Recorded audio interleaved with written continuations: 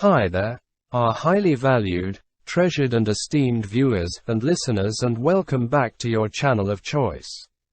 This video I am about to present was compiled by Dr. Nath Arawa, a clinical pharmacist by training and profession who is the founder of Progressive Pharmacotherapy Consultants, the premier virtual clinical pharmacy institute for capacity building for healthcare workers.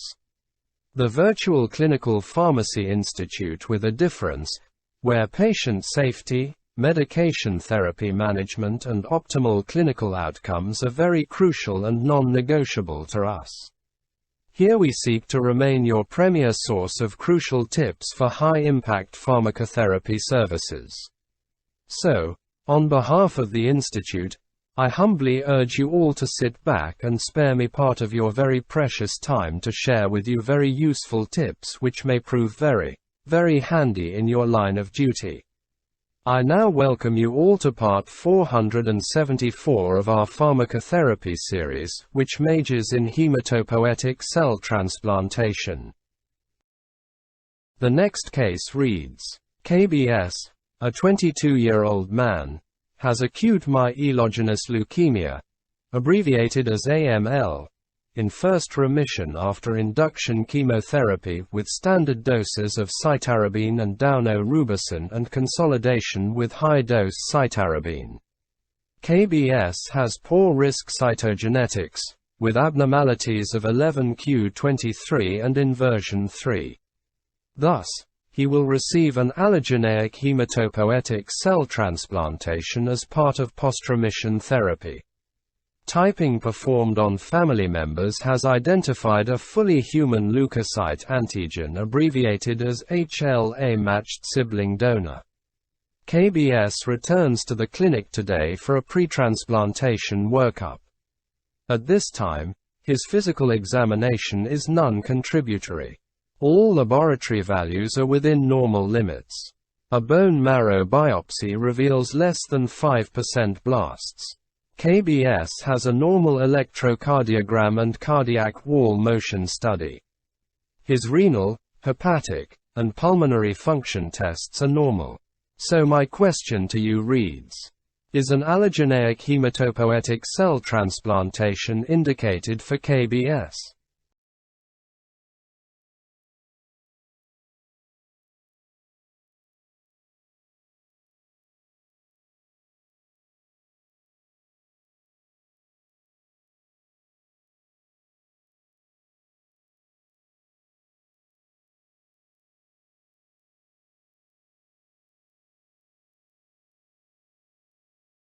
The primary indications for allogeneic hematopoietic cell transplantation include treatment of otherwise fatal diseases of the bone marrow or immune system.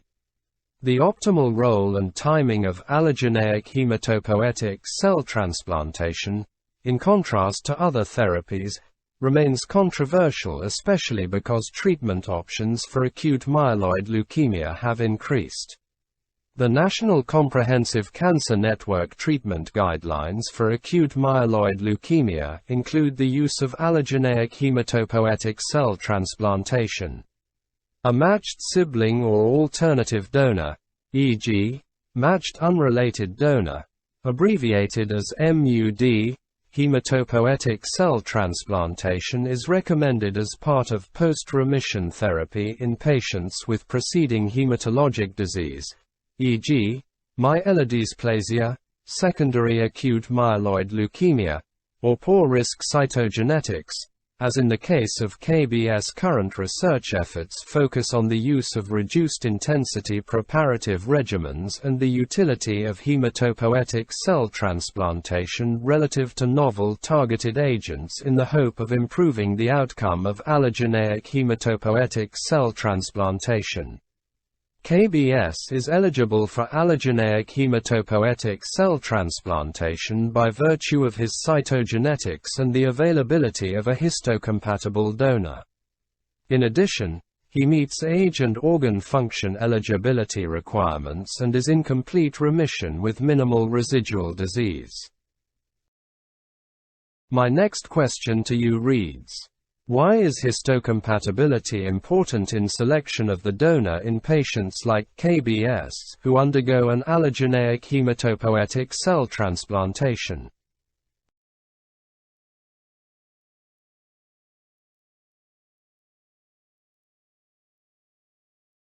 Because the tissue transplanted in allogeneic hematopoietic cell transplantation is immunologically active, there is potential for bidirectional graft rejection.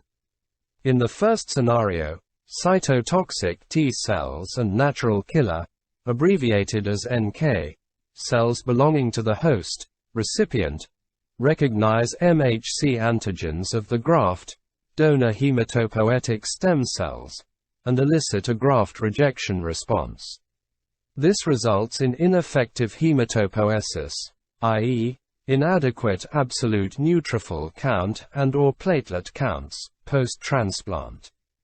In the second scenario, immunologically active cells in the graft recognize host major histocompatibility complex antigens and elicit an immune response, referred to as graft versus host disease. Therefore, an essential first step for patients eligible for hematopoietic cell transplantation is finding a human leukocyte antigen-compatible graft, with an acceptable risk of rejection and graft versus host disease. Determination of histocompatibility between potential donors and the patient is completed before allogeneic hematopoietic cell transplantation. Initially, human leukocyte antigen typing is performed using tissue, buccal swab, and blood samples. Compatibility at Class I major histocompatibility complex antigens, HLA-A, HLA-B, and HLA-C, is determined through serologic and DNA-based testing methods.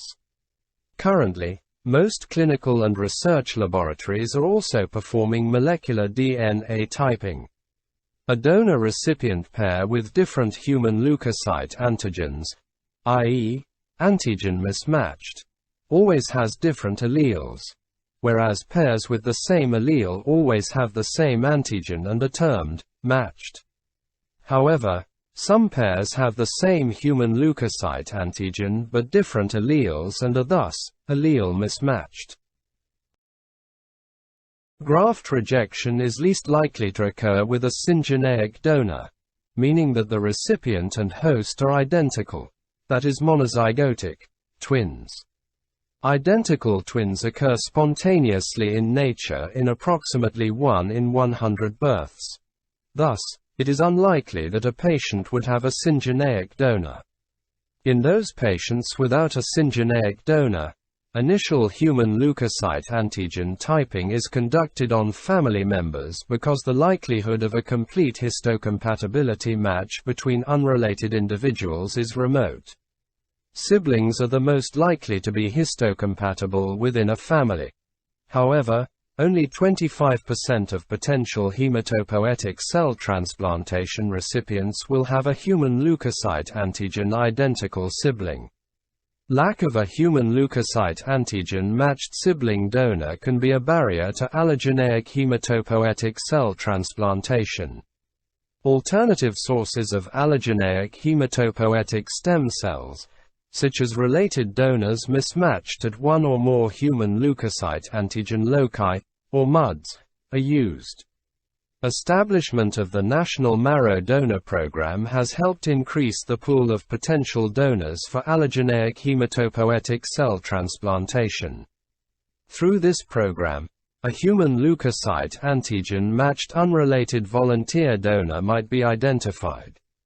Recipients of an unrelated graft are more likely to experience graft failure and acute graft versus host disease relative to recipients of a matched sibling donor.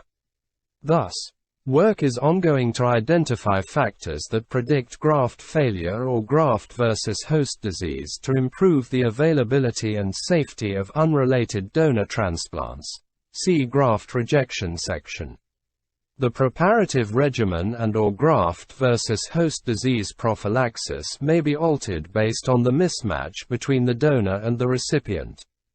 The risk of graft failure decreases with better matches, and although mismatching in a single human leukocyte antigen allele does not appear to impact overall survival, mismatching in more than one allele significantly impairs overall survival. The most important alleles to match are the human leukocyte antigen class I antigens, HLA-A, HLA-B, HLA-C, and the human leukocyte antigen class II antigens, HLA-DRB1, HLA-DPB1, HLA-DQB1. This field is continually evolving with current data suggesting that mismatches at HLA-DPB1 confer an increased risk of mortality. Eligibility criteria for allogeneic hematopoietic cell transplantation vary between institutions. Having a matched sibling donor is no longer a requirement for allogeneic hematopoietic cell transplantation, because improved immunosuppressive regimens and the National Marrow Donor Program have allowed an increase in the use of unrelated or related matched or mismatched hematopoietic cell transplantation. Potential donors also include haploidentical donors, who are a parent, sibling, or child of a parent with only one identical human leukocyte antigen haplotype. Hematopoietic cell transplant with a haploidentical donor was initially associated with high rates of graft failure and graft versus host disease, but recent technologic advances have improved outcomes. Haploidentical hematopoietic cell transplantation involves another all-or active mechanism involving natural killer cells, which may be associated with reduced relapse rates in acute myeloid leukemia patients. Normal renal, hepatic, pulmonary, and cardiac functions are necessary for eligibility at most centers. Historically, patients older than 55 years were excluded from allogeneic hematopoietic cell transplantation because they were more likely to succumb to transplantation-related complications. However, many centers are now considering patients up to 65 years old and basing their selection criteria on physiologic rather than biologic age. The next questions read: what methods can be used to harvest hematopoietic stem cells from KBS's histocompatible sibling and prepare them for transplant? Are there any advantages to the use of bone marrow, peripheral blood progenitor cells, or umbilical cord blood as a source for hematopoietic stem cells?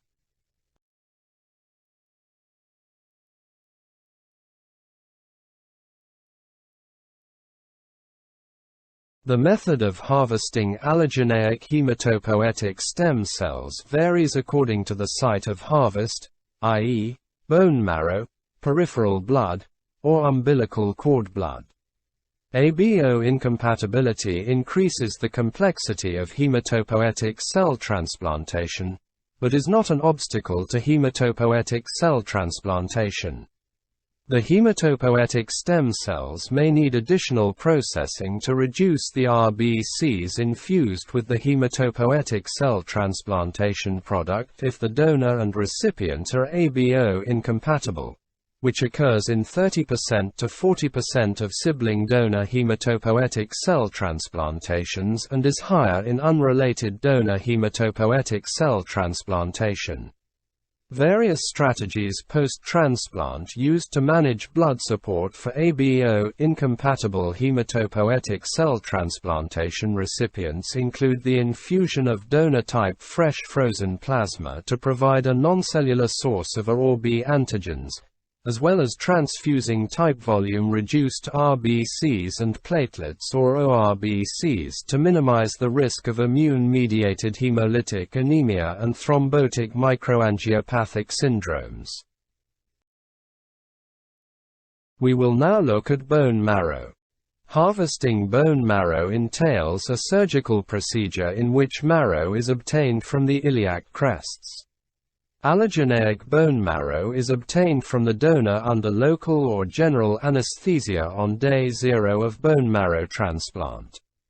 The number of nucleated marrow cells harvested varies depending on disease being treated, conditioning regimen, and pre-infusion manipulation, and is usually 1 to 3 times 10^8 infused cells per kilogram of recipient weight. These cells are obtained through multiple aspirations of marrow from the posterior iliac crests. The marrow is then processed to remove fat or marrow emboli and is usually immediately infused intravenously into the patient. If immediate transplant is not possible, the bone marrow is frozen until it can be infused. Once infused into circulation, through the mechanism of the chemokine SDF1, CXCR4 receptor, the stem cells migrate to the bone marrow compartment where they will eventually reside. We will now look at peripheral blood progenitor cells.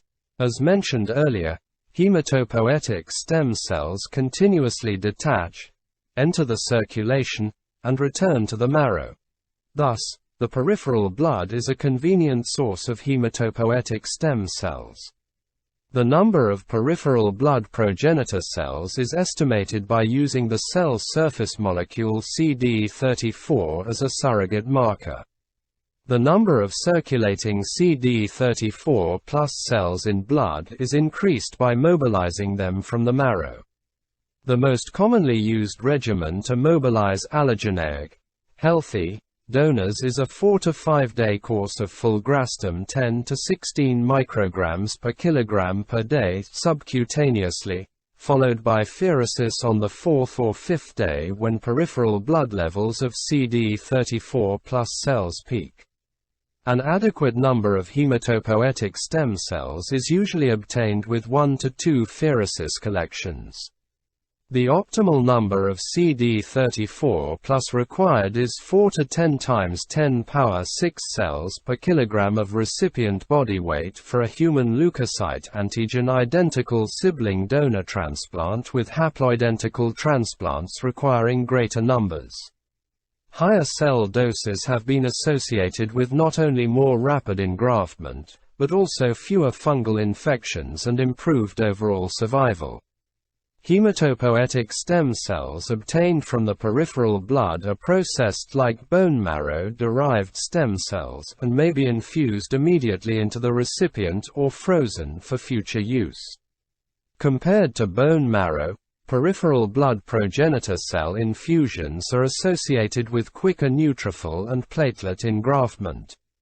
In patients with a hematologic malignancy and a matched sibling donor, peripheral blood progenitor cell transplantation is also associated with lower relapse rates and increased disease-free survival rates. However, peripheral blood progenitor cell grafts contain more T cells than do bone marrow grafts.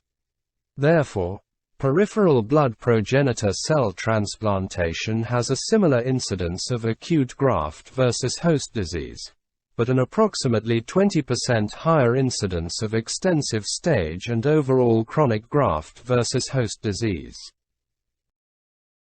Next we will look at umbilical cord blood. Blood from the umbilical cord and the placenta is rich in hematopoietic stem cells but limited in volume. Thus, umbilical cord blood offers an alternative stem cell source to those patients who do not have a suitable related donor. After consent is obtained, the cord blood cells are obtained in the delivery room after birth, typically after the delivery of the placenta. The cord blood is then processed, and, if it matches certain pre-established criteria, e.g., minimum nucleated cell content, sterility, a sample is sent for human leukocyte antigen typing and cryopreserved for future use. An estimated 20,000 hematopoietic cell transplantations with cord blood donors have been performed, with more than 300,000 cord blood units banked worldwide. It is unknown how long cryopreserved cord blood is viable. Hematopoietic cell transplantation with an unrelated cord blood donor has several potential advantages over unrelated marrow or peripheral blood progenitor cell donors. Specifically, A. Cord blood is readily available, which leads to a more rapid time to hematopoietic cell transplantation. B.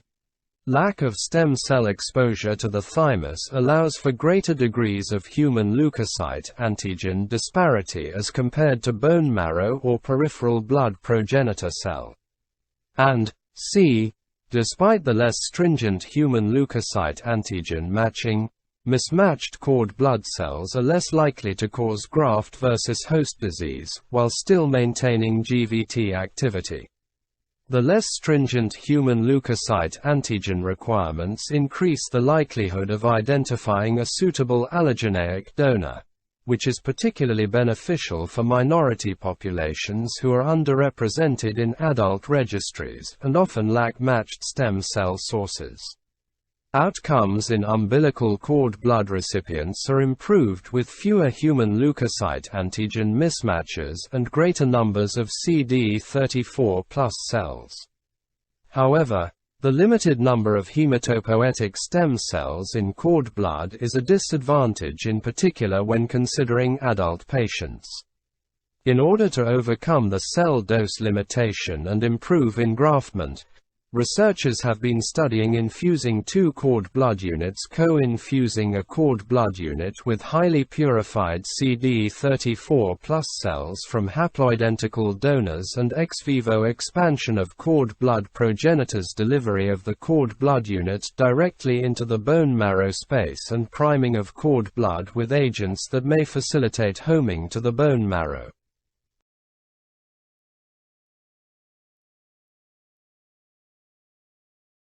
As an adequate cell dose is critical for engraftment after cord blood transplantation and the cell dose of a single cord blood unit is limited, progress in the field of cord blood transplantation for the treatment of adults has been slower. However, recent data showed that when a single cord blood unit with an adequate cell dose is available, the outcomes of adults with leukemia are similar to those receiving unrelated bone marrow or peripheral blood grafts. Moreover, for those adults with leukemia who do not have a single cord blood unit with a suitable cell dose, the use of two partially matched cord blood units to compose the graft also provides outcomes similar to that of related and unrelated donors. These data are associated with the promising outcomes when using umbilical cord blood in the context of reduced intensity conditioning have significantly increased the utilization of cord blood as a source of hematopoietic progenitors for the treatment of adult patients. In summary, the utilization of cord blood as a source of hematopoietic stem cells for transplantation has substantially expanded in the last decade. Novel methodologies to improve engraftment, promote immune reconstitution, and improve outcomes after cord blood transplantation are under investigation, and are likely to further extend its availability to patients who require a potentially curative allogeneic transplant, but lack a suitable related donor. Therefore, it is most reasonable to harvest peripheral blood progenitor cells from KBS's sibling to use for his myeloablative hematopoietic cell transplantation because his sibling is fully human leukocyte antigen matched. A peripheral blood progenitor cell transplant is preferred to bone marrow transplant due to the expectations of increased speed of neutrophil and platelet engraftment and disease-free survival rate and lower relapse rate. So there you have it, our highly esteemed viewers and listeners. That brings us to the end of this video. If it benefited you in any way, kindly remember to give it a thumbs up, to like it and to share it widely with your peers. Please leave your comments at the bottom. And if you haven't yet done so, I humbly urge you to subscribe to our YouTube channel. I would like to promise you all that the very, very best is yet to come. Thank you very much for viewing this video. On behalf of our senior colleague, Dr. Nath Arawa, I sincerely appreciate your partnership, continued support and kind collaboration. We look forward to interacting with you in the next video. which will be part 475.